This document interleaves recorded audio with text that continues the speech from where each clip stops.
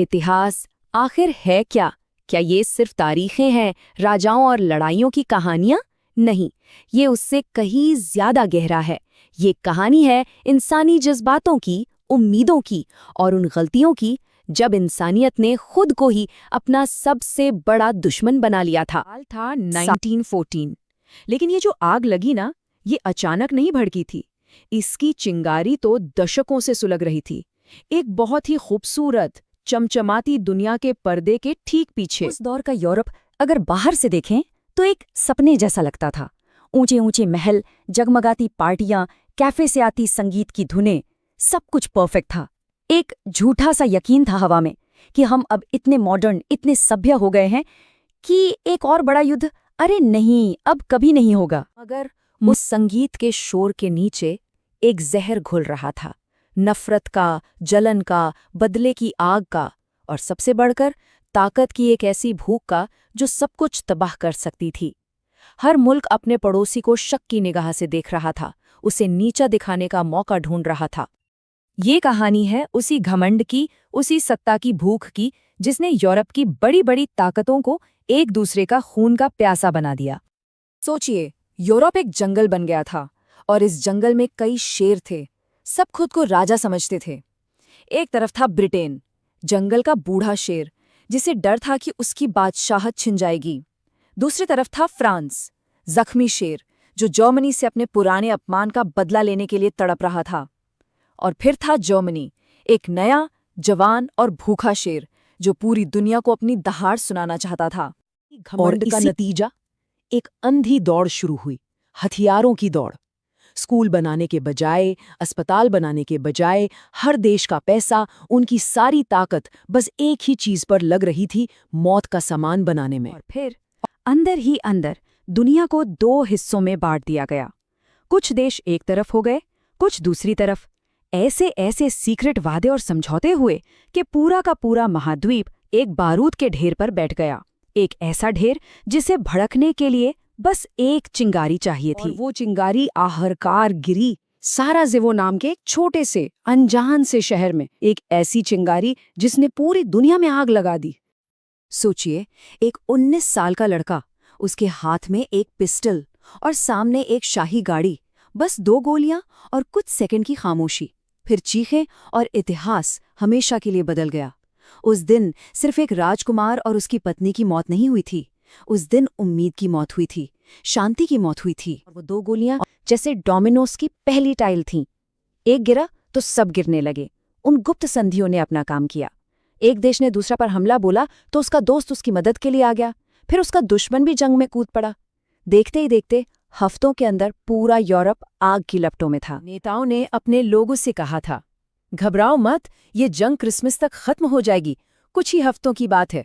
वो कुछ हफ्ते 4 लंबे दर्दनाक साल बन गए और ये जंग इंसानियत के चेहरे पर एक ऐसा जख्म बन गई जो शायद कभी नहीं भरेगा। पर इसे देश के लिए एक गौरवशाली मौत बताया गया, पर सच तो उन रोती हुई माँओं की आंखों में था, उन इंतजार करते पिताओं के चेहरों पर था। ये गौरव नहीं, ये घरों का उजड़ना था। वो लड़के जिन्होंने ठीक से दुनिया भी नहीं देखी थी, जिनके हाथ में कलम होनी चाहिए थी, उनके हाथों में बंदूक थमा दी गई थी। और यहीं से शुरू हुआ इस युद्ध का सबसे खौफनाक चेहरा, खाइयों का दौर, जिन्हें ट्रेंचेस कहते हैं। जमीन में खोदी गई मीलों लंबी गहरी नालियां, जो लाखों सैनिकों के लिए घर भी बनी और कब्र भी। ये कोई जिंदगी नहीं थी, ये जीता जागता जहन्नुम था। हर तरफ कीचड़ जिसमें इंसान धंस जाता था, बारिश, कंटीले तार और लाशें, अपने ही साथियों की सड़ती हुई लाशें, और चूहे, बेशुमार चूहे।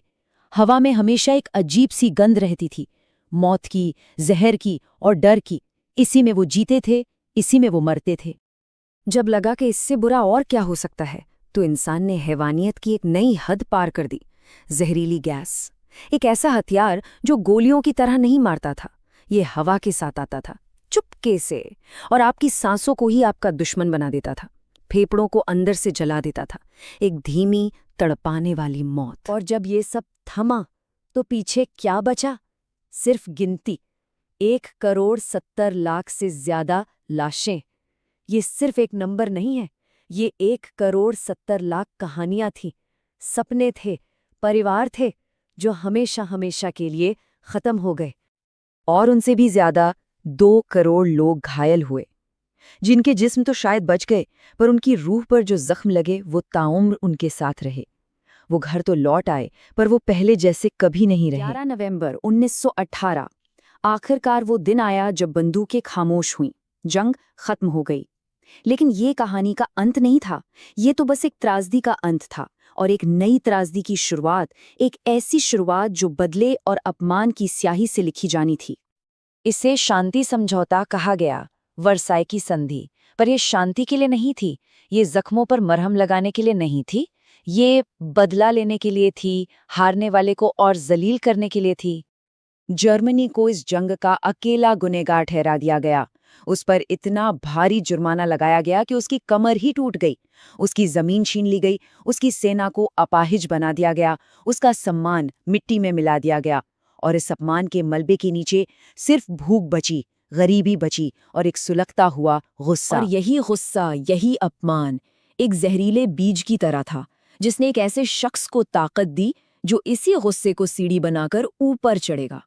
एक ऐसा शख्स जो दुनिया को एक और महायुद्ध की आग में झोंक देगा, जो पहले वाले से भी कहीं ज्यादा भयानक होगा। उसका नाम था एडोल्फ हिटलर। पहले महायुद्ध ने देशों को तोड़ा था, लेकिन इसने इंसानियत की आत्मा को भी छलनी कर दिया था। सवाल आज भी वही है। 100 साल से भी ज्यादा गुजर गए। आज हमारे पास ऐसे हथियार हैं जो पूरी दुनिया को पल भर में खत्म कर सकते हैं। तो सवाल ये है कि क्या हमने इतिहास की उस सबसे बड़ी गलती से कुछ सीखा है, या फिर हम आज भी उसी बारूद के ढेर पर बैठे हैं, बस एक और चिंगारी का इंतजार कर रहे हैं।